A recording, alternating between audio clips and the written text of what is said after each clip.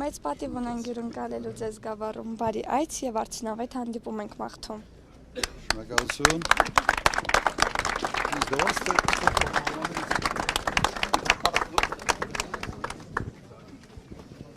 Լավ, հիմա օր են գնում։ Լուրջ ամուսունը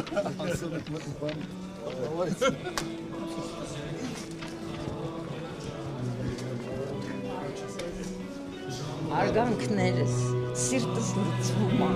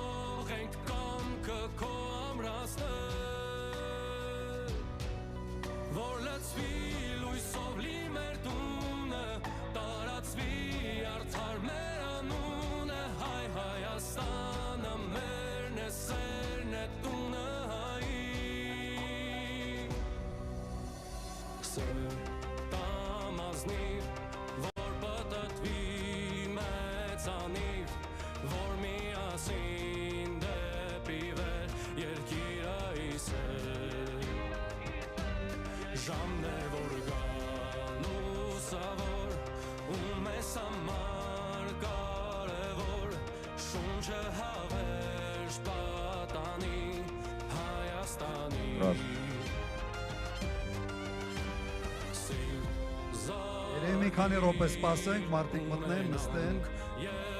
հետո կսկսենք մեր հանդիպումը։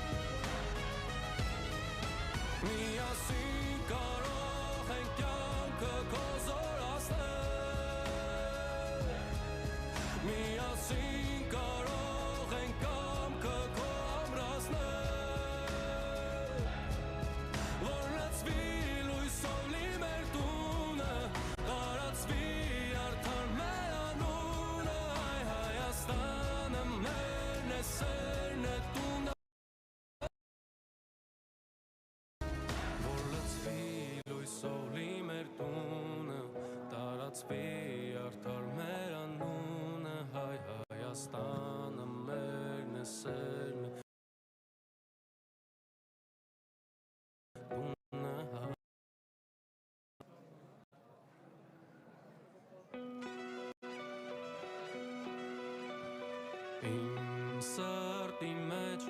կա այնպիսի հայրենիք, որը ունի երկինք խաղաղ երջանիկ, ժամն է որ գա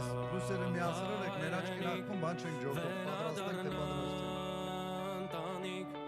ուժը այնքան արժանի Հայաստանի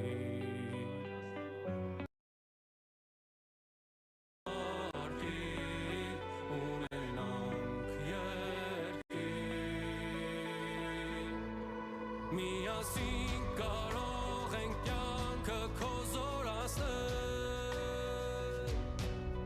Միասին կարող ենք կամքը քո ամրացնել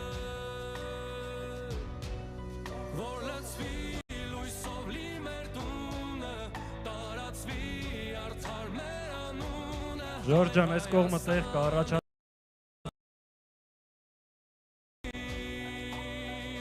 Այս կողմը տեղ կա Տամազնիվ,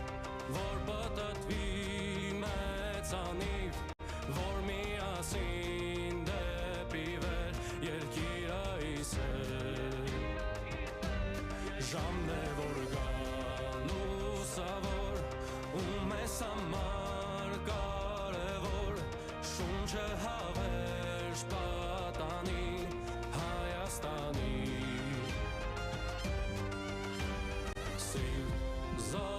Զարգիր ունենանք երկիր Միասին կարող ենք կյանքը քո զորացնել Միասին կարող ենք կամքը քո ամրացնել Ռոս Որ լցվի լույսով լի մեր տունը Տարածվի Да, let's make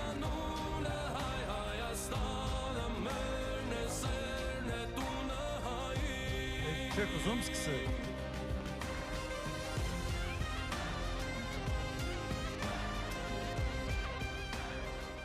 Ասում կարող է իրար արդեն ագին նայել են, կարան գնանք։ Ողջունում ենք բոլորիդ սիրելի գավառցիներ։ Այսօր Հայաստան դաշինքի անդամները այստեղ են ներկայացնելու դաշինքի մոտեցումները, մեր ծրագիրը, մեր ճանապարհի տեսլականը, որով որ պատկերացնում ենք մեր պետության ապագան եւ մեր պետության զարգացումը։ Այժմ խոսքը փոխանցում եմ ՀՅԴ Հայաստանի Գերագույն մարմնի ներկայացուցիչ, Ազգային ժողովի Հայաստան խմբակցության պատգամավոր Իշխան Սաղաթելյանին։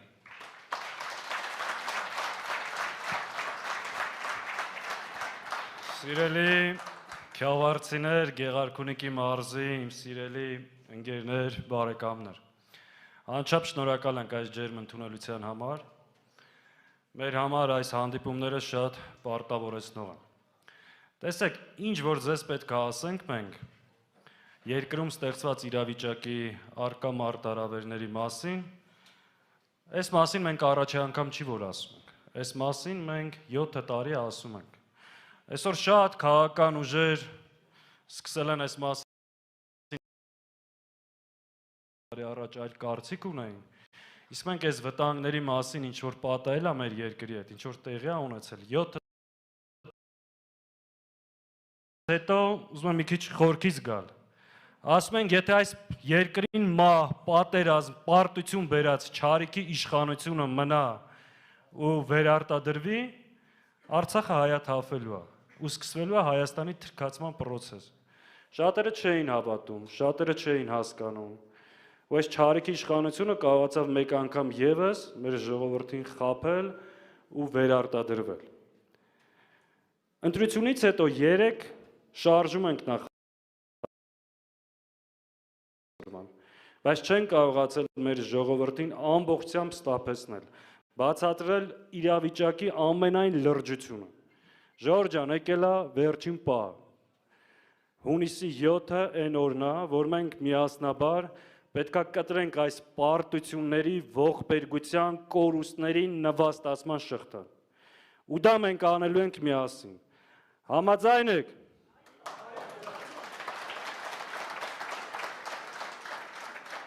Այս մարդը այսօր դռնե դուռ ընկած կրկին փորձում է խաբել մեր ժողովրդին։ Կրկին փորձում է խաբել ու վերարտադրվել։ Բայց այս անգամի տարբերություն 21 թվականի, որ ասում էր գալիս եմ, խաղաղություն բերեմ, Շուշիի դեօկուպացիայից էր խոսում, այս անգամ իր նպատակների մասին շատ պարզ հայտարարում է։ Ասում է գալիս եմ, որ Հայաստանի տիրապետության տակ ադրբեջանական նոր տարածքներ անկախության հռչակագիրը հանեմ։ Գալիս եմ, որ Արցախի էջը փակեմ։ Գալիս են, որ ցեղասպանությունը ուրանա։ Իր պլատֆորմի մեջ սևով սպիտակի վրա գրել է, ինձ քվեարկեք, որ հայ առաքելական եկեղեցու վրա հարձակվեմ։ Հիմա մենք պետք է հասկանանք, թույլ ենք տալու սրան մեր պետականությունը վերջնականապես տանի կործանման, թե միասին կտրելու ենք այդ շղթան։ Մենք ինչ ենք ասում, շատ պարզ։ Ասում ենք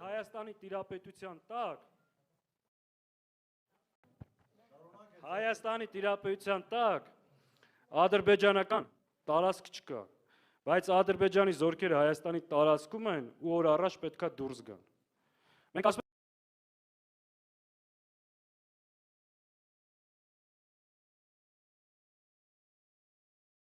ենք եւ ասում են գալու ենք ու մեր երկրին բերենք կայունություն, անվտանգություն։ Մեր տեսլականը հետեւյալն է՝ անվտանգ եւ մրցունակ Հայաստան, որտեղ հայ մարդը կարող է ապրել անվտանգ, բարեկեցիկ, արժանապատիվ։ Ու դա մենք կարող ենք անել։ Այս օրերին տեսնում եք, բազմաթիվ քաղաքական ուժեր խոստումներ են տալի։ Հավանական ու ոչ հավանական։ Բոլորը կարան այդ խոստումները տան։ Բայց որն է այն քաղաքական թիմը, ով ունի անցած ճանապարհ, ունի փորձառություն, կամք, վճռականություն եւ կարողություն երկիր այս իրավիճակից դուրս բերելու։ Դա Ռոբերտ Քոչարյանն է, Հայաստան դաշինքն է, Դաշնակցությունն է, այսօրվա մեր քաղաքական թիմն է,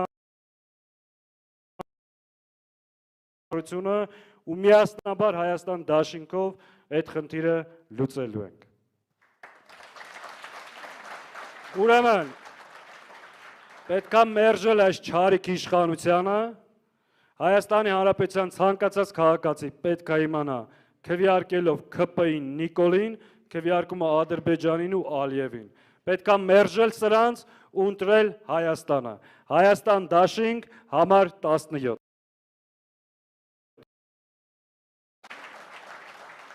Խոսքը փոխանցում եմ իմ գործընկերուհի Լիլիթ Գալստյանին։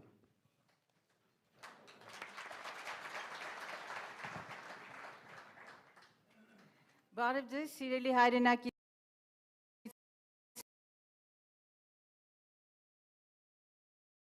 մինչև հիմա չենք ասել, որովհետև այս իշխանությունների դիագնոզը շատ վաղուց ենք տվել եւ գրեթե ամեն օր արթնանում ենք մտածելով, որ այլևս էլ ինչ պիտի լինի, որ զարմանանք եւ ինչ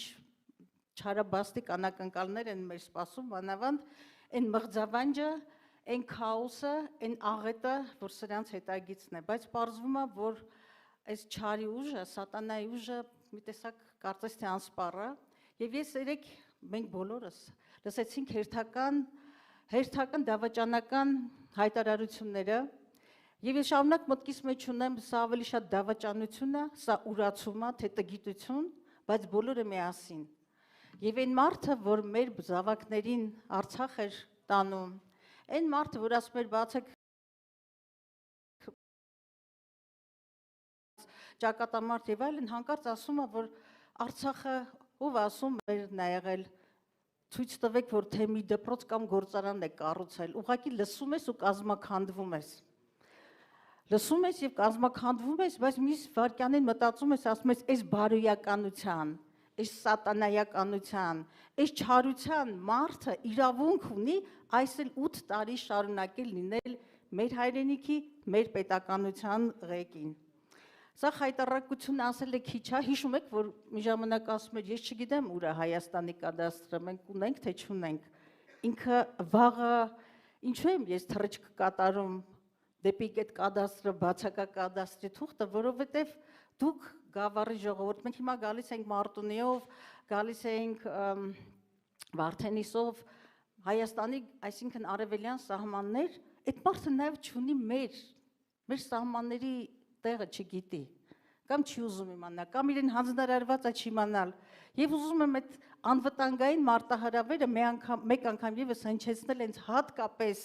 այս Գեղարքունիքի տարածաշրջանում, որտեղ այս քաղաքական ուժը նպատակադրված է փակել 15 սահմանամերձ դպրոց։ Այսօր բնականաբար մեր բոլորի մտքերը մեկ ուղղություն ունեն, անվտանգությունը, բայց ես հատկապես ուզում եմ կանգ առնել հոգևոր անվտանգության, փափուկ անվտանգության վրա Եվ ինչպես շատ ճիշտ նկատեցին մեր մարտունեցիները այնտեղ հանդիպան ժամանակ, չի կարող երկիրը լինել ամուր, չի կարող երկիրը լինել պաշտպանված, չի կարող երկիրը լինել զարգացող, չի կարող երկիրը ունենալ ապագա, եթե չունի ազգային կազմաքանդելու ամեն ինչ։ Կազմաքանդված է ամեն ինչ, ինստիտուցիոնալ իմաստով իրավական համակարգ կլինի, չգիտեմ, օրենսդիրը, գործադիրը, իզուր չէ, որ միջազգային կազմակերպությունները Հայաստանը գտնահատում են որպես բռնատիրական համակարգ մեկ մարդու ձեռքում։ Բայց ես նորից անդրադառնամ հոգևոր Հայաստանին, հատկապես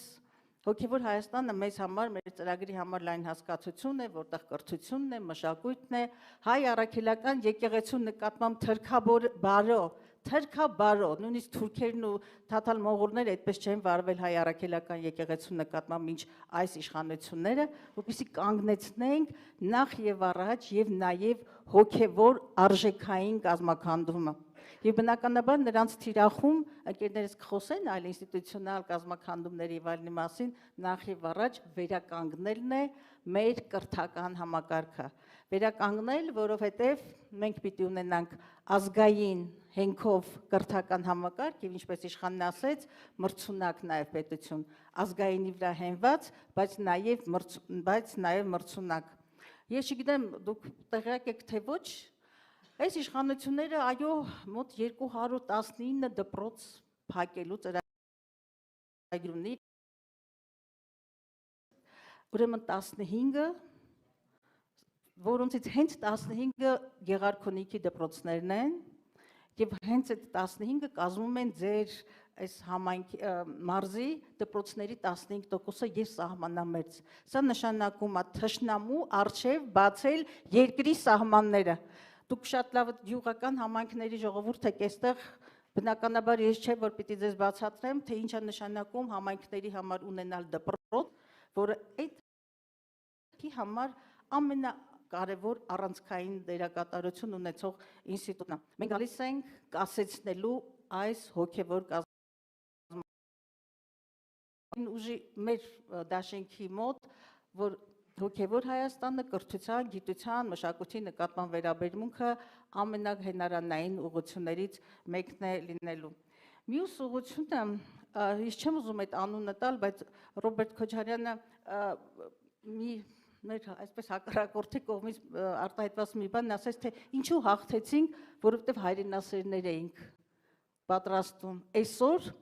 այո, ճիշտ դիտարկում արեց Ռոբերտ Քոչարյանը Մարտունիում, եթե Վարդենիսում, մեր դպրոցից ուղղակի տարել են, կտրել են, արմատախիլ են արել հայրենասիրությունը, պատմության դասագրքերից զեղչել են մեր ինքնությունը։ Մենք գալիս ենք ասելու ոչ այդ քաղաքականությանը, գալիս ենք վերականգնելու ազգային պետական ուղեգիծը։ Գիտեք, իմիջիայլոց երբ որ ասեց, որ Արցախը մերը չի եւ ինչ են կարել, ոչինչ չեն կարել, դա իր հերթական այսպես ձեռնոց նետելն էր նաեւ Սփյուռքին եւ այստեղ Հայաստան հիմնադրամը, որը հատկապես բեղուն աշխատել է Ռոբերտ Քոչարյանի տարիներին, միլիոնների, բազմամիլիոնանոց ներդրումներ է կատարել Արցախում, դրանք եղել են ինստիտուցիոնալ ներդրումներ, ճանապարհաշինություն, չգիտեմ, անվտանգային կառույցներ, կրթական մշակութային հաստատություններ, իդեպ Իշխանն շատ ճիշտ ասեց, նայեք մեր թիմին եւ տեսեք, որ այստեղ մարդիկ են, ովքեր կարող են Հայաստանի այս անկախության 35 տարիների ընթացքում ամենաշատ դպրոցաշինություն 147 դպրոց կառուցվել է Ռոբերտ Քոչարյանի ուրեմն ղեկավարման ժամանակաշրջանում։ Եվ ամենակարևորը, գիտեք, շատ են կրկնում եւ չենք դադարի կրկնելու, որ սա սովորական ընտրություն չի, իշխանության փոփոխություն չի։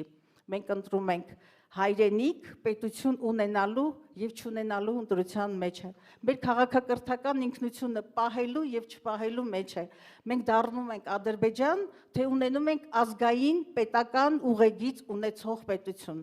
Նայեք մեր թիմին, այստեղ Ռոբերտ Քոչարյանն է, երկու երկրներում Հայաստանում եւ Արցախի հանրապետություններում, ավելի ճիշտ ինձ խմբագրում եմ, Հայաստանի եւ Արցախի հանրապետություններում ահռելի դերակատարություն, ահռելի լայն իմաստով շինարարություն, հոգեվոր, մշակութային, տնտեսական, մարդկային, հումանիստական շինարարություն կատարած առաջնորդ հայ հեղափոխական դաշնակցություն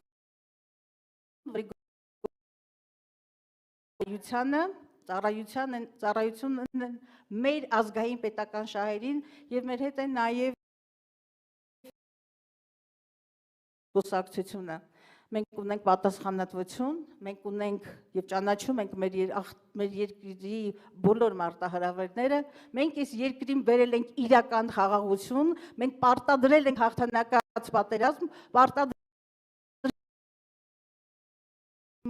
ունակ է։ Ուրեմն ամսի 7-ին մենք գնում ենք ընտրելու ոչ միայն մեզանից յուրաքանչյուրի ճակատագիրը իբրև անհատի, այլև մեր քաղաքակրթական ճակատագիրը, լինել արժանապատիվ, չլինել նվաստացած եւ տերը լինել մեր ապագային։ Ուրեմն ամսի 7-ին ընտրում ենք համար 17-ին եւ մենք միասին կարող ենք։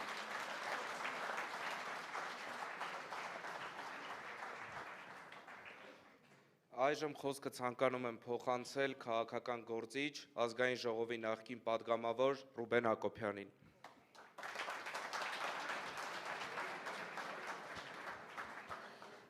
Բարև ձեզ։ Կուզենայի մի քիչ ավելի հանգիստ սկսեի խոսքս, բայց չեմ կարող չթաքցնել զայրույթս։ Մի 3-4 անգամ ավելի շատ մարդիկ դրսում են։ Հետո իմացա, որ ցավոք սրտի կարող էին ուրիշ տեղ թույլատրել անցկացնել այս հանդիպումը։ Մեկի հետ խոսեցի, դե այստեղից ծնունդ եմ, ծանոթներ ունեմ։ Ասեց այստեղի այդ սութմուտ ղեկավարները մեղավոր չեն, են ամենավերևից են նրա անգել։ 30 քանի տարի քաղաքականության մեջ եմ, այսպիսի այլանդակ ղեկավարություն, որ իր լծակները օգտագործում է, այսպիսի սերիկայություն անելու համար չեմ տեսել։ Այստեղին բան չեմ ասի, բայց ուղղակի թող ծակները օգտագործում են, որպեսզի այդպիսի սերիկայություն անեն։ Շատ մեղմ եմ ասում, բայց դա սերիկայություն է։ Ես դեմ եմ եղել, միշտ եմ դեմ եղել, որ փողով ձայն են գնել։ Դրանք հանցագործներ են, բայց հազարապատիկ ավելի հանցագործ են նրանք, ովքեր իրենց պաշտոնական դիրքը օգտագործում են այդպիսի սերիկայություն անելու համար։ Բայց որովհետև դրանք բարոյական տղամարդկային արժեք չունեն, որ կան ասեն ինչու եք ինձ սերիկա ասում։ Երբ ասում են ամենաբարձր մակարդակից է եկել այդ հրամանը։ Լավ, կներեք, պետք է ասեի սա, կներեք կազմակերպիչներ նաև։ Ինչ վերաբերում է, ինչու անպայման ուզեցի ծննդավայրում ելույթ ունենալ։ Գիտեք, ես Գերագույն խորհրդի պատգամավոր եմ ընտրվել այստեղից։ Չեմ թաքցնում։ Հրաշալի են իմ հակառակորդները, մրցակիցները, առաջ քարտուղարը,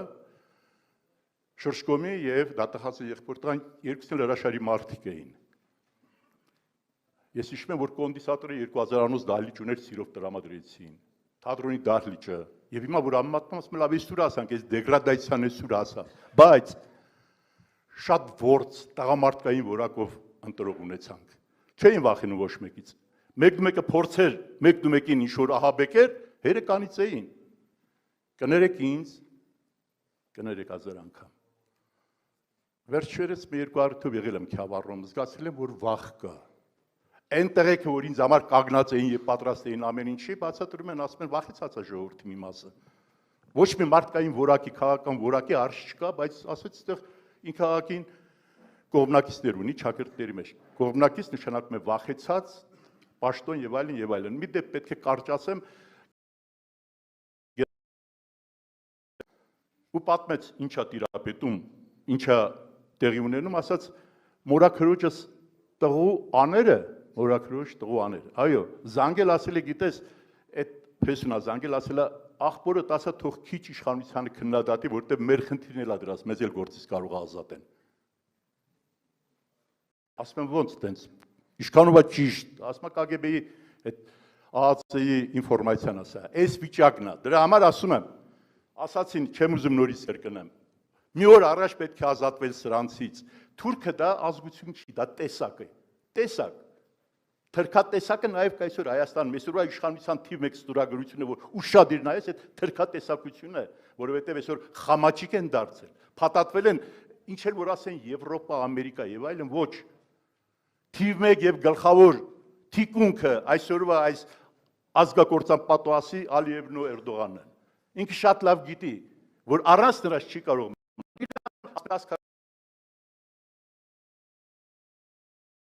չգիտեմ ինչ ունենամ, ինչ ուզում եք կտամ ձեզ։ Այս վերջի միջոցառման ժամանակ պես գնացինք, հետո քյավարծու այդ մենթալիտետով մի տեղ նստեցինք 4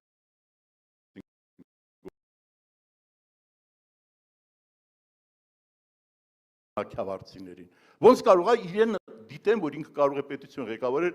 մարդ, որը ոչ ընտանեկան արժեհամակարգ ունի, ոչ բարոյական, ոչ տղական, ոչ տղամարդկային։ Ասես այդ խաղաղություն ասելով կարողանում է ժողովրդի էմոցիան գողանալ։ Բացատրում եմ, ընդ որում մեկը շատ նիկոլական էր նստածներից։ Ասում եմ, եղբայր, հələ մի կողմ թողնենք, արժանապատիվ խաղաղություն, կայուն խաղաղություն մի կողմ եմ դնում։ Լավ չեք հասկանում, որ խաղաղություն չկա, այսօր պատերազմ է, ուղղակի սպիտակ պատերազմ է, որտեղ պատերազմի նպատակը որն է, որպեսզի տարածքներ գրավես։ 44 օրյա պատերազմի նպատակը տարածքներ գրավելն էր։ Արցախը գրավեցին եւ Հայաստանի 200 քառակուսի կիլոմետրը։ Ասի հիմա ինչ որ ուզում է գրավել, առանց պատերազմի տալիս է։ Ոչ ոք չի կարող, ոչ ոք։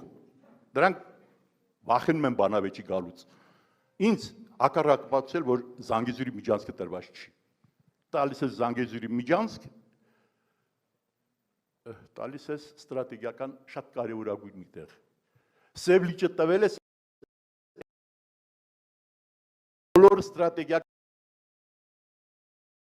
տոմեն Ադրբեջանի զգողության տակ, ինքը շատ լավ գիտի։ Երբևէ լսել եք, որ ինքը, այսպես շատ ստույգ, պարզ համադասական նախադասության բացի 300,000 ադրբեջանցու արժ չկա, չի ասել, չի ասի, որտեղ պայմանավորվածության շրջանակում նաև դա է ներառնված։ Չեմ ուզում շատ երկար խոսել, չեմ էլ ուզում քաղաքական լուրջ վերլուծությունների տանել, իրանց հետ քաղաքականության մասին խոսել, բարոյականության, դիվանագիտության, ընտանեկան արժեքների նշանակման գլխով պատին խփել, մի բան պիտի հասկանալ, սրանք մնացին իշխանության, իսկապես Հայաստանի ստորագրությունը լինելու է թուրքական, էմոցիա գողանալու համար չեմ ասում, վստահ եմ ասում, դրա համար ասում եմ շատ երկար ժամանակ քաղաքականության մեջ եմ, միշտ եղել եմ ընդդիմություն, բայց հիմա ասում եմ համեմատության մեջ, այսքան կարևորագույն նշանակությամբ ընտրություն Հայաստանը չի ունեցել։ Եվ ես ուզում եմ, որ այդ կարևորագույն ընտրությունը իսկապես մեր հավաքական միտքը, մենք գիտեք, մեր անհատները ուժ են, բայց հավաքական միտքը մեկ-երկուս չի դառնում։ Ես կուզենամ, որ այդ հավաքական միտքը այսօր իսկապես ստորագրի ոչ այս թուրքատեսակ իշխանությանը, որը մեզ ցավոք սրտի մեր արժանապատվությունը, մեր ամեն ինչը տարել փաթաթել է, տվել է մեր թշնամու ոտքերի տակ գցել է, մեր արժեհամակարգը նվիրել է նրան։ Շնորհակալ եմ, կներեք։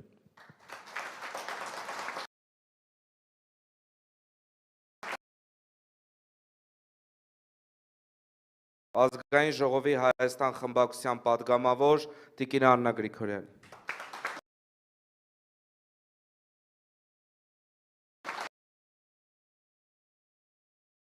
Արքունիքի մարզի սիրելի ներկայացուցիչներ, այսօր ամբողջ օրը պտտվում էինք,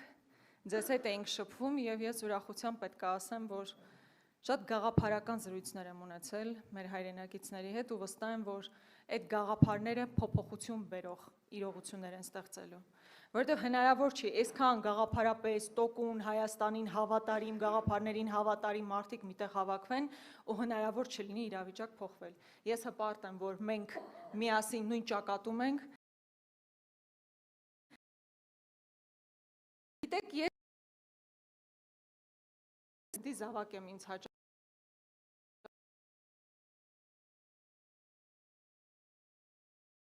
միասնությամբ, ինչ Արցախ, Հայաստան, Սփյուռք։ Ցավոք այսօր հայտնվել ենք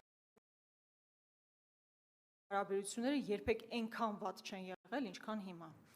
Բայց հասկանում ենք, չէ՞, Սփյուռքով Հայաստանը մի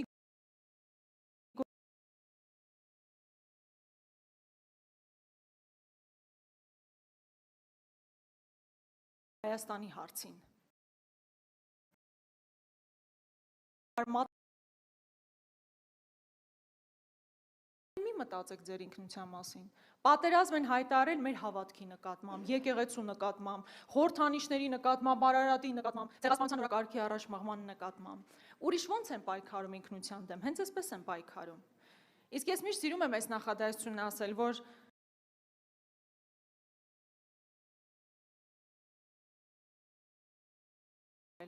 Հետևաբար պետք է ամուր, այսպես կարճենք հնարավորինս պին մեր արմատներից, մեր ինքնությունից, որ այն բոլոր դժվարությունները, որի առաջ հիմա կանգնած ենք,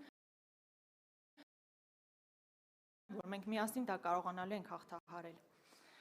Պարոն Սաղաթելյանը խոսեց անցած տարիների մեր պայքարի մասին, ու այստեղ ես ուզում եմ հպարտությամբ ասել, որ մենք հենց այն թիմն ենք, որ պայքար ենք տարել այս բոլոր արհավիրքների դեմ։ Մենք այդ թիմն ենք։ Ու ես հիշում եմ երկու հիմնական լոզունգ ենք մեզ համար որդեգրել ոչ Արցախի հայաթափմանը, ոչ Հայաստանի թրքացմանը։ Ցավոք առաջինը Արցախի հայաթափումը կանխել չկարողացանք։ Բայց հիմա պետք է Հայաստանը պինդ պահել, արմատներով, այսպես ատամներով բռնել ու պահել, որպեսզի հայկականությունը լինի, առանցքը կապանում էին, իշխող քաղաքական ուժը կապանում էր իմ հայրենի քաղաքում, քաղաք, որտեղ կան գյուղեր, որի գերեզմանները օկուպացված են ադրբեջանցիների կողմից։ Ու այդ մարդիկ չեն խոսում նրա մասին, որ մեր գերեզմանները պետք է հողարկավորեն, այլ ասում են Հայաստանի տարածքում կան տարածքներ, որոնք ադրբեջանական են։ Պատկերացնում եք ցինիզմի աստիճանը, գտնվես մի քաղաքում, որտեղ տարածքներ կան օկուպացված, որտեղ գերեզմաններ կան օկուպացված, ու դեռ խոսես, որ Ադրբեջանը տարածք ունի մեր երկրում, որին պետք է տրվի։ Սա տարածք հանձնելու քարոզ է, հերթական պարտության քարոզն է, ու սա ներկայացվում է որպես լավ բան, ի՞նչն է ամբողջ ողբերգությունը, որ ոչ միայն ամոթ չեն անում սրա մասին խոսել, այլ նաև ներկայացվում է որպես լավ բան, տեսեք ինչ լավ բան ենք մենք անում։ Գիտեք, հաճախ են ասում, որ իրենց ամենաուժեղ կողմը դպրոցներ կառուցելն է, հայտարարում են, որ 100 դպրոց է կառուցվել, չնայած 300 էին ասում 100 դպրոցն է կառուցում, շատ լավ է, թող դպրոցներ հնարավորինս շատ կառուցվեն։ Բայց խնդիրը, թե ինչ է, ինչ բովանդակություն է լինելու է դպրոցում, քանի կոպեկի արժեք ունի այն լավ գեղագույն դպրոցը,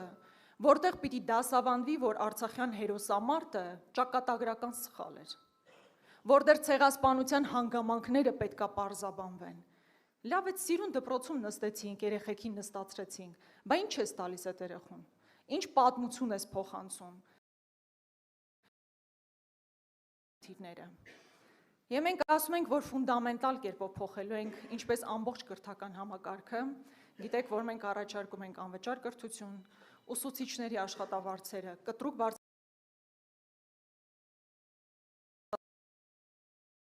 երեխաները։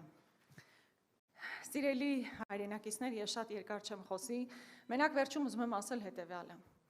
Պատահական չի, որ ասում ենք այս ընտրությունները ճակատագրական ընտրություններ են լինելու։ 21 թվականի ընտրությունները ճակատագրական եղան Արցախի համար։ Այս ընտրությունները ճակատագրական են լինելու հայ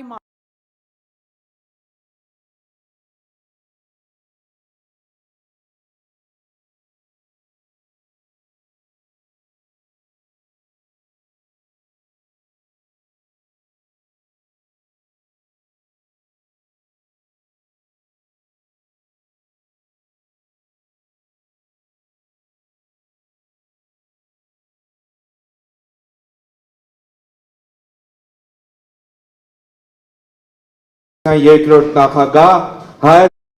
առաջնորդ Ռոբերտ Քոչարյանին։ Շնորհակալություն։ Շնորհակալություն։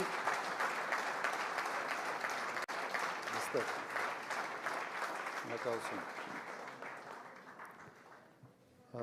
Սիրելի ժողովուրդ, ես երբեք չեմ մտածել նույնիսկ ամենից վատ երազում, որ հնարավոր են դեպքեր, երբ երկրի պաշտոնական առաջնորդի շահերը չհամընկնեն երկրի շահերի հետ։ Այլ հակառակն, երբեք չեմ մտածել, որ դա հնարավոր է, պարզվում է, որ հնարավոր է։ Ես երկու, մեկ ճանաչված, մյուսը չճանաչված երկրներում առաջի դեմք եմ եղել։ Ինչ է մտածում առաջնորդը, եթե իր նպատակը իր երկիրը ուժեղացնել է, փորձում է միավորել ժողովրդին, ամրացնել բանակը, խորացնել հարաբերությունները հատկապես ռազմավարական գործընկերների հետ, փորձում է եւս նայել, թե ինչ կարգի ռեսուրսներ ինքը կարող է ներդնել սեփական երկիրը ուժեղացնելու համար։ Ինչ է արել այս իշխանությունը, ճիշտ հակառակը։ Սկսվեց նրանից, որ բաժանեցին ժողովուրդը սև ու սպիտակի, սկսեց հարձակումը պատերազմում ճանաչում ստացած զինվորականների վրա, գեներալներ, գնդապետներ եւ այլ, հիշում եք ինչպիսիններ, սկսվեց ելակային բարեփոխումներ բանակում, որը մարտունակությունը գցեց շեշտակի, Սփյուռքի հետ խնդիրները այսօր մենք տեսնում ենք, ես չէի պատկերացնում, որ հնարավոր է սփյուռքահային արգելել սփյուռքահայերի մուտքը Հայաստան, եւ համոզում եի լավ, ինչի համար են դա անում։ Որտեւ այն ժամանակ իմ կարգախոսը հետեւյալն էր, Հայաստանը սփյուռքի հետ եւ առանց սփյուռք տարբեր քաշային կատեգորիա է։ Չէ՞ միշտ մտածում ես ինչ ներուժ է կարելի ներգրավել։ Եզրակացությունը շատ պարզ է ինձ համար։ Դու իշխանություն ունես քո ժողովրդի վրա, բայց իշխանություն չունես սփյուռքահայերի վրա։ Լավ է չգան, որովհետեւ ես կոնտրոլը չեմ կարող պահել իրենց վրա։ Շատ պարզ բան է։ Թույլ մարդու օկեբանություն, որը մտածում է, որ ամեն ինչ պետք է վերահսկի, որ ինքը անակնկալներ չունենա։ Եվ սա եւս հակասում է պետության շահերին։ Եվ այս ամենը բերեց ողբերգական հետևանքների։ Եվ եւս մեկ շեշտադրում պետք է անեմ։ Արվում էր դա սա բավական հմուտ ձևով եւ խորամանկ ձևով։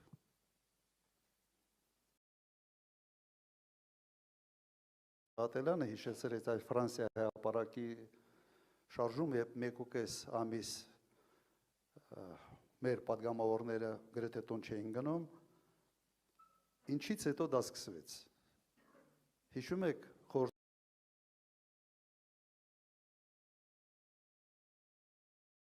ակնկալիքների, թե պահանջների մենք հասկացանք, որ այստեղ խնդրեմ կա, դուրս եկանք պայքարի։ Հետո պարզվեց, որ նշածով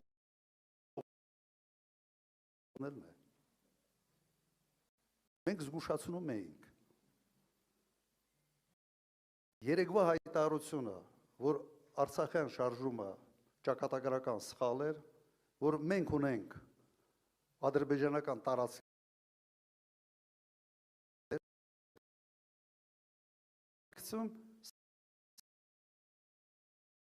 Ադրբեջանի գաղափարն է։ Եվ սա լրջորեն եմ ասում։ Այն ժամանակ մեզ չհավատացին բավարար չափի մեր քաղաքացիներ, որ մենք այն ուժ ունենանք իշխանություն փոխելու համար։ Հիմա կատարվում է ճիշտ նույնը։ Ինչ է նշանակում ճակատագրական սխալներ։ Վերջի այդ ճակատագրական սխալի արդյունքում Վարդենիսի անունը հիմա Վարդենիս է, Մասիսի անունը Մասիս է, Վայքի անունը Վայք է, երևի շատերը չեն հիշում, թե ինչպես անուններ։ Սա էլ պետք է հետ պտտացնենք։ Հենց այն 300,000-ի համար տեղ ենք պատրաստում։ Բանակն ենք հայկայում, շարունակում հայկայել։ Ամեն ինչ իսկապես լուրջ է։ Եվ այդ ստոպ կրանը, որ գնացքը բան են անում, ստոպ են տալիս, պետք է այդ ստոպ կրանը սխմել։ Հակառակ դեպքում իսկապես սիրելի ժողովուրդ, մենք խնդիրներ ստեղ ունենալու ենք։ Եվս մեկ օրինակ ձեզ բերեմ այդ խորամանկության եւ ամբողջ հաշվարկը գիտեք ինչի վրա է, որ ժողովրդի հիշողությունը կարճ է, ինքը համոզված է, որ կարճ է։ Նույն մարդը գնում են Շուշիի մասին ինչ Շուշին մեր սիրտն է, նկարում են, սելֆիներ են անում, հիշում եք այդ երևի այդ կադրերը։ Մեկ տարի հետո պարզվում է, որ Շուշին դժբախտ եւ դժգույն քաղաք է, նույն քաղաքը։ Մարդ ինչ երեսով կարող է 1 տարում, 1.5 տարում կամ 6 ամսում կարծիքը հակառակը։ Դա բարոյականությունից զուրկ միայն մարդն է կարող անել։ Բայց մենք ունենք այն ինչ ունենք։ Փաստացի ունենք ղեկավար, որը բոլոր իր քայլերով թույլատնում է Հայաստանի Հանրապետությունը մեկ նպատակով։ Աթոռը իրեն պիտի պահի, իսկ իր կարծիքով իր աթոռը պահելը ուղղակի կապված է Իլհամ Ալիևի վերաբերմունքից իր նկատմամբ։ Ես ուրիշ բացատրություն չգիտեմ, կամ ուղղակի կան ինչ-որ այլ մոտիվներ, որոնց մասին մենք չգիտենք։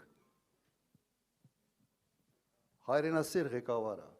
նվիրված իր ժողովրդին ղեկավարը այսպիսի քայլեր երբեք չի անում, չի կարող անել։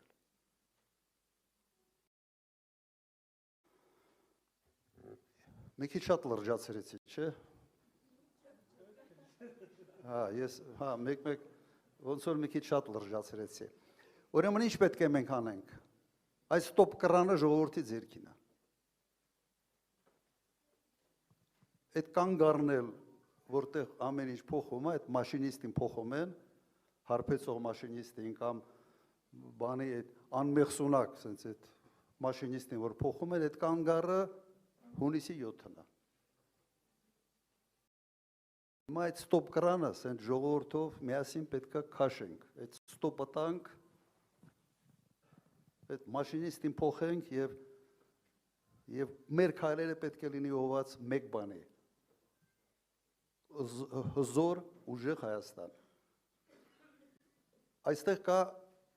ոչ միայն տնտեսական ուժը։ Տնտեսականից մի քիչ ավելի ուշ կխոսամ ձեր նաև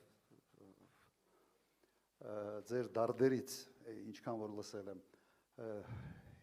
ելնող հանգամանքներ կշապենք, բայց հայրենասիրությունն է։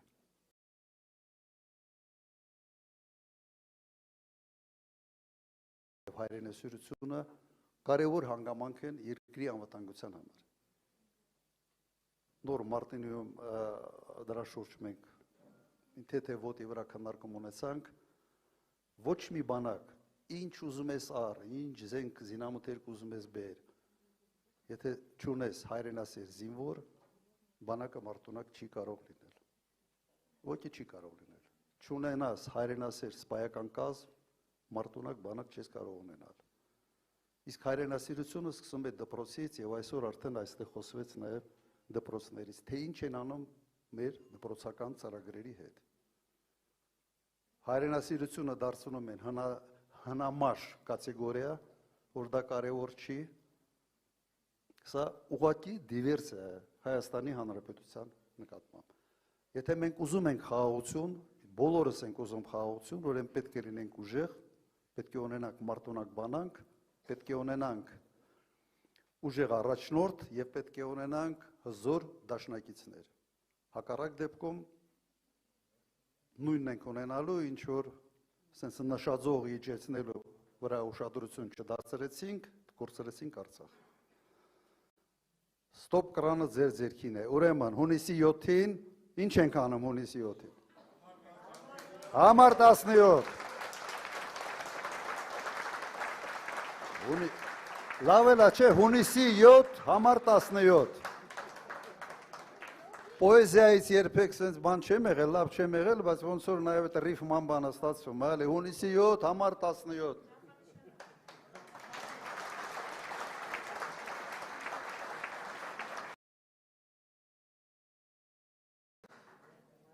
Հիմա երևի ես կառաջարկի, ես ուզում եի նաև հատուկ ելույթ ունենալ տնտեսական հարցերի հետ կապված, բայց կարծում եմ միգուցե անցնենք ինտերակտիվ մեր հանդիպմանը հարց ու պատասխանի ժամանակ ես կփորձեմ ուղղակի բացել նաև այս հանգամանքը։ Լավ, համաձայն եք։ Ես հասկանում եմ, որ պրոբլեմները շատ են եւ երևի ամենից շատը ձեզ է մտահոգում նաև ինչ է լինելու կապված ԵԱՏՄ-ի տարածքի հետ, սեզոնային աշխատանքների հետ, գնալ, գալ, դեպորտ, չգիտեմ, լիքը հարցեր կա, ուրեմն եթե այդ հարցերը ուզում են, ուրեմն այստեղ ենք պատրաստ ենք պարզաբանումներ տալ։ Նստեմ։ Ո ավարելու, թե մենք էլ կվարենք։ Չես ուզում շեֆություն անես։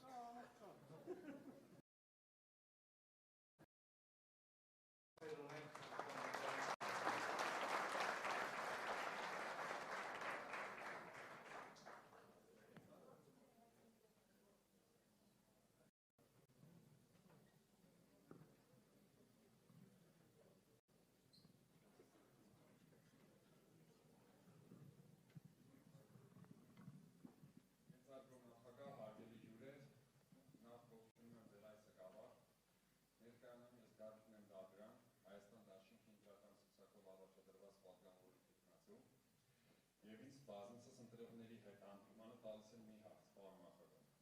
Ասում են, որ ձեր կառավարման տարիներին եկել եք գավառ, փակվել եք ավելի գործարանը եւ գնացել եք։ Գնալուց հետո էլ ասել եք, որ գավառը կույրախիկ է։ Խնդրեմ, մեկ միշտ վերջնական այս հարցին պատասխան։ Վկա ունեք, որ ես ինչ-որ մի բան եմ ասել։ Իրականում ես հիշում եմ նաև անցած ընտրությունների նման մի բան ինչ-որ ասել են։ Բացարձակապես ես չեմ հասկանում, թե դա որտեղից է գալիս, եւ ուղղակի պետք է ասեմ, որ ինձ վրա այնքան բան են կախել, ինչի հետ ես ընդհանրապես կապ չունեմ, ինչ ասեմ։ Հիմա նենց հարց եք տվել, ինչ ասեմ։ Ասել եմ, թե չեմ ասել, իհարկե չեմ ասել։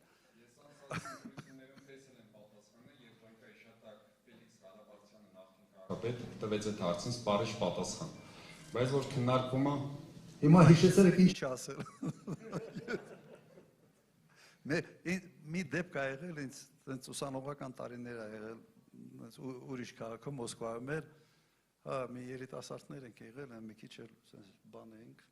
տաքարյուն բանման, որ շն վերջում ասում են, ռուսեր են ասում, «Признайся», բանը խոստովան էր, որ չի հասկանում, թե ինչում ասում, դու ասա ինչում խոստովան եմ, ես խոստովան եմ, բայց ես չգիտեմ ինչ եք ուզում ասում հիմա, եթե պետք է, ինչ ասել, ինչ ասել, բայց հիշեցել եք էլի ես, իրականում չեմ հիշում, գիտեք ինչի չեմ հիշում, երբ որ նման բան չես ասել, ու դրա վրա ինչ-որ լեգենդներ է կառուցում, չես հիշում, սովորաբար մարդ ինչն է լավ հիշում, այն ինչ իր հետ կատարվել է, չէ, եթե իր հետ չի կատարվել, այն սուտասող մարդիկ ոնց են, լիքը թե ստեր են ասում, հետո մոռանում են որտեղ ինչ սուտ են ասել, հետո այդ նույն տեղը ուրիշ սուտ են ասում, հետո բոլորի համար պարզ է դառնում, որ ուղղակի այս մարդը սուտասան է, մեր բանի պես, մեր վարչապետի պես։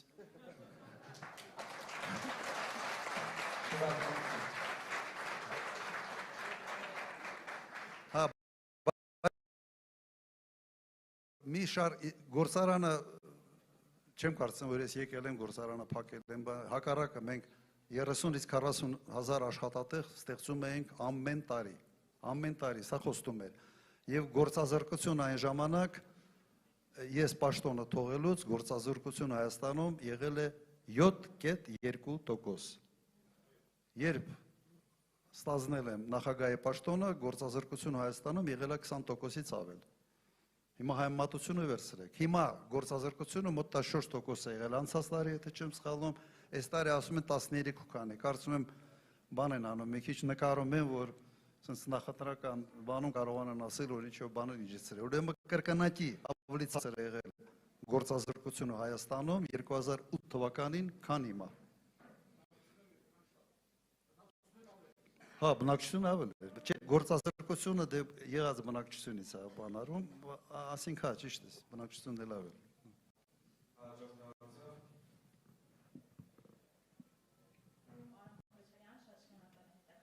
Ման համար իմ հարցը հետևյալն է, ընտրվելու դեպքում ձեր առաջին քայլերը տնտեսության և արտաքին քաղաքականության ոլորտներում որոնք են լինելու շնորհակալություն։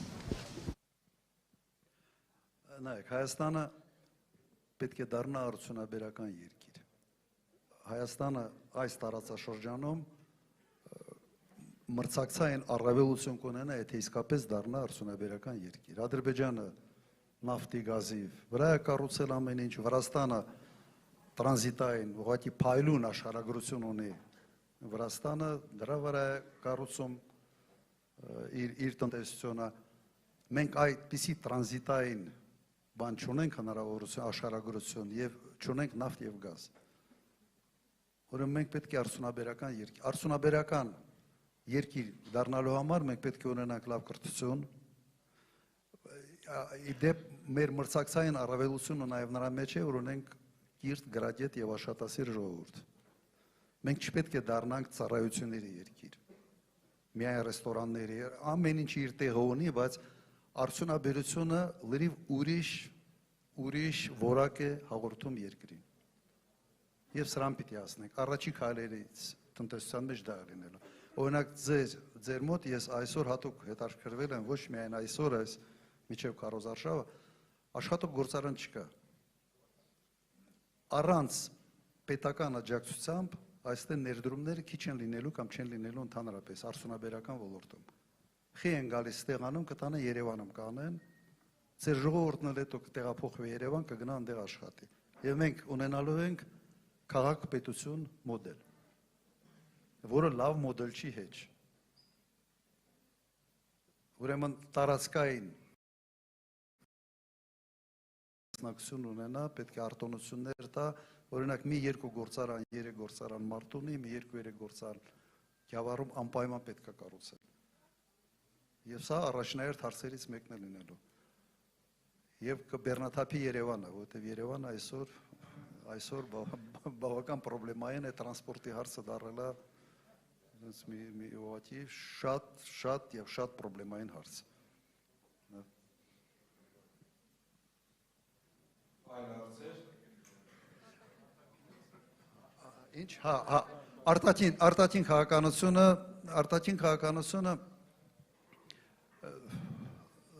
նայեք,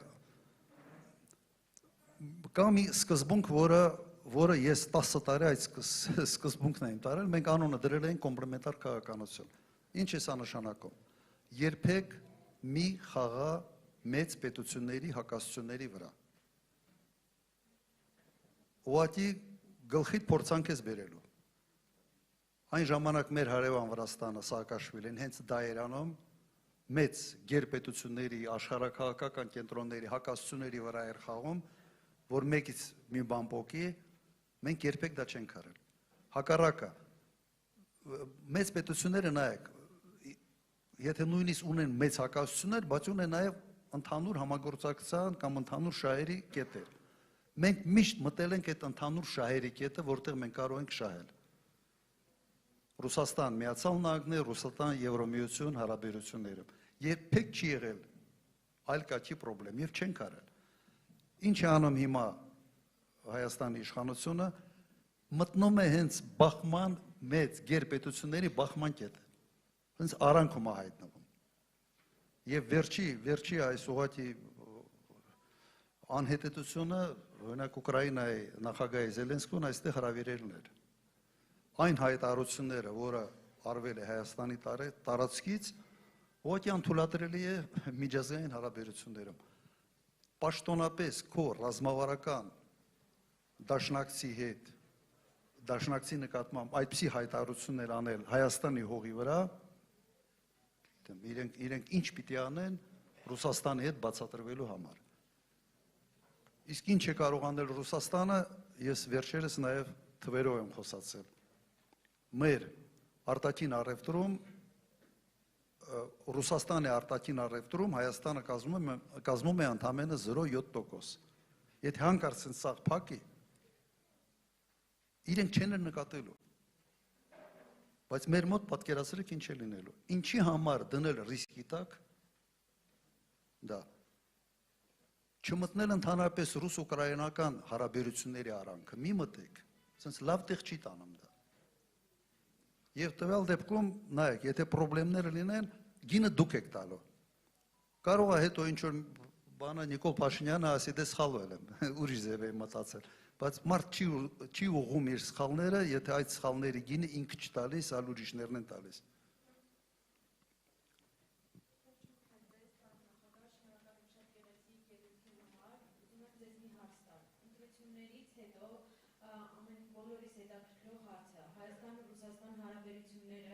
Ինչպես են փորձելու կարգավորել։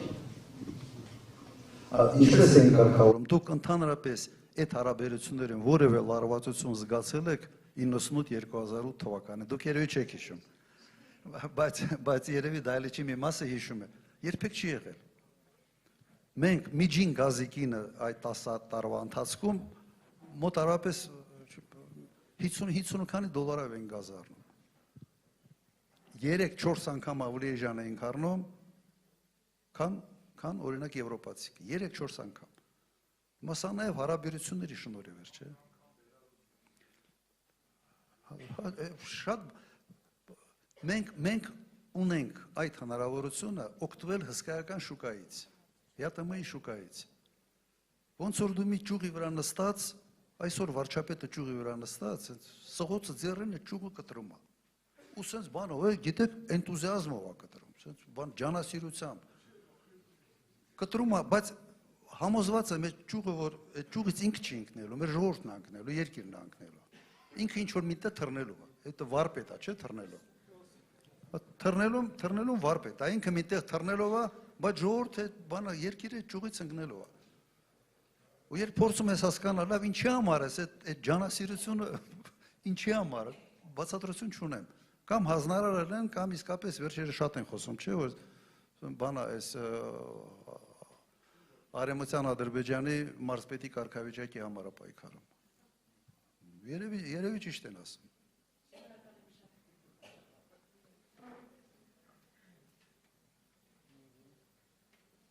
Սողոյան Մարտին, Տարասարժան ծովազար գյուղ։ Ուրեմն բացի սահմանամերձ գյուղերից մեր համար ուրեմն տպավորություն ստեղծવા մեր գյուղը ամենատաբար սահմանամերձ չէ, բայց Մուստաֆայևի հայտարարության մեջ կար նաև մեր գյուղի անունը։ Իմ կարծիքով մեր ժողովրդին այդ իշխանամետներին պետք է շնորհել եւ ասել, որ տուն ճարեք այդ մարդիկ կգան։ Էսի միջալով, հիմա հարցս, պարոն նախագահ։ Ուրեմն հիմնականում ժողովրդի կողմից դուք ընտրվելու դեպքում նախատեսում եք վերանայել այդ վարորդական իրավունքի զրկվածների համաներում կամ վարորդների բալային համակարգի վերանայում, քանի որ բարեկները միշտ էլ երևի անարդար են վարորդների նկատմամբ եւ ընկնում են վարորդները վերջ անհարմար վիճակի մեջ։ Խնդրում եմ ձեր ընտրվելու դեպքում ինչ լուծում եք նախատեսում այս հարցի վերաբերյալ։ Նայեք, իհարկե պիտի վերանայվի սա, օրինակ այդ բալային համակարգը մի խայտարակություն է, որոշակի ամնիստիա պիտի լինի եւ բանը պիտի փոխվի, բալային համակարգի մենք նաեւ քննարկել ենք մեր մոտ, այո պիտի փոխվի, անկասկած։ Մենք բազմաթիվ անգամ ասել ենք հետեւյալը, որ իսկապես ժողովուրդը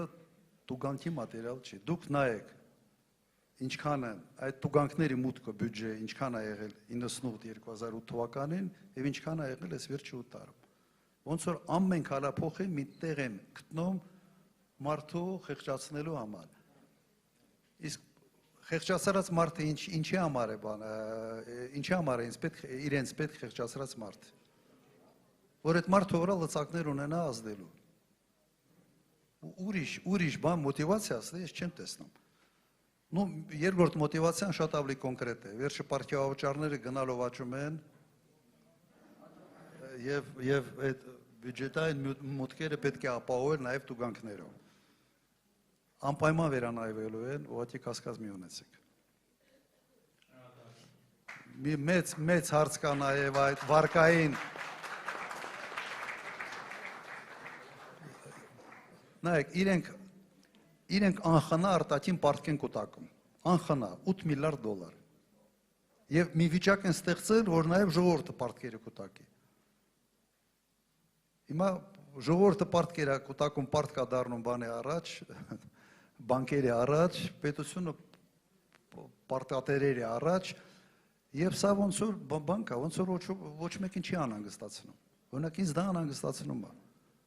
Ես համոզված եմ, որ 1-2 տարվա ընթացքում այդ բուրգը, որը կառուցվել է, այդ հակառակ բանը, այդ պիրամիդան փլվելու է։ Եղավ։ Ես կուզեի ավելացնել ոչ միայն վարորդական իրավունքների հետ կապված, մեր նախընտրական պլատֆորմում շատ հստակ կա, որ մեր իշխանության գալու դեպքում մեծ համաներում է իրականացվելու երկրում, ոչ միայն քաղաքական հետապնդումների, այլ նաև այլ գործերով դատապարտված մարդկանց նկատմամբ, սա մենք հստակ ուղիղ հայտարարել ենք, եւ ձեր օգնությամբ իշխանության գալու դեպքում այդ մեծ համաներումը իրականացվելու է եւ կիրառվելու է։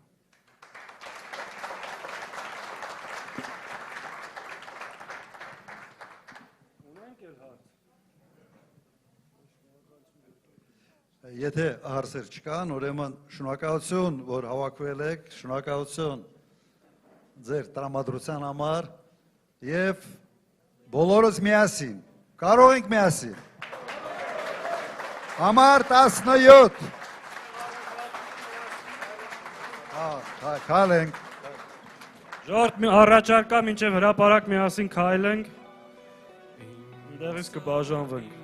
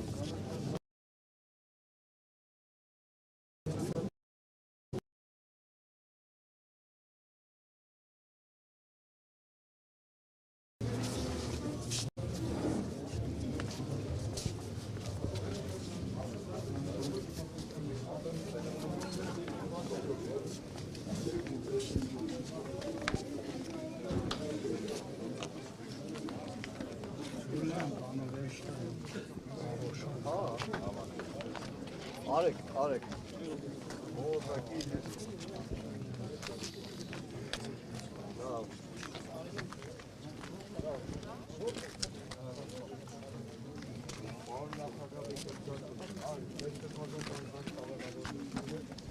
Արտաքսիա այստեղ ապրում իր տղեկը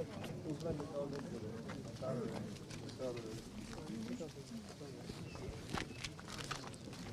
Արտվել կանի ես կտամ նկարը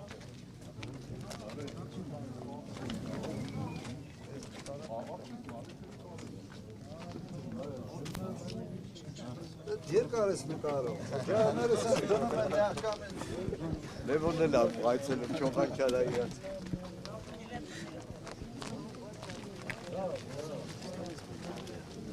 Ով դիրիժորը Դնում ենք ստեղա իշխան Ստեղ ես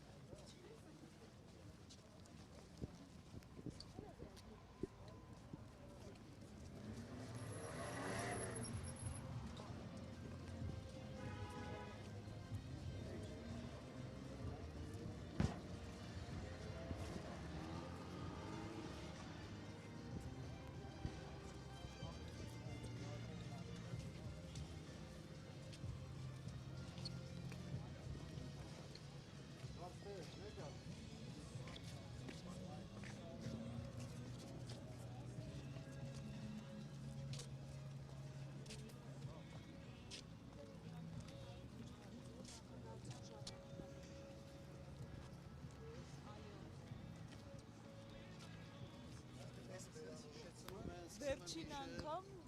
պարոն Քոչարյանի ժամանակա վերանորոգվել ու վերջ, դրա հենց հետո չի վերանորոգվել։ Հիմա մեքենաները որտեղ են։ Խորանանք որ բացի։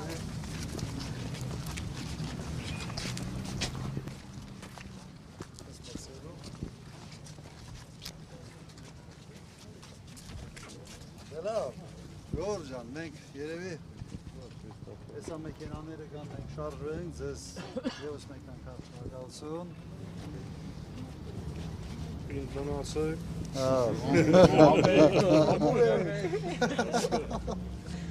Լավ եք, ամուր եք, բավ եք, Այսօր հա հիշեցնեք դերել է դորա իսկապես։ Հիշեցնում սա։ Հա, հանդարտ պետք է հիշեցնել։ Ասենք հիմա շատ ուժեր, որ արմատական են դառը, այն ժամանակ շատ կոկատ մեր դեմ են խոսում։ Այն ժամանակ որ մենք իդե բան էր, սա չտակ որ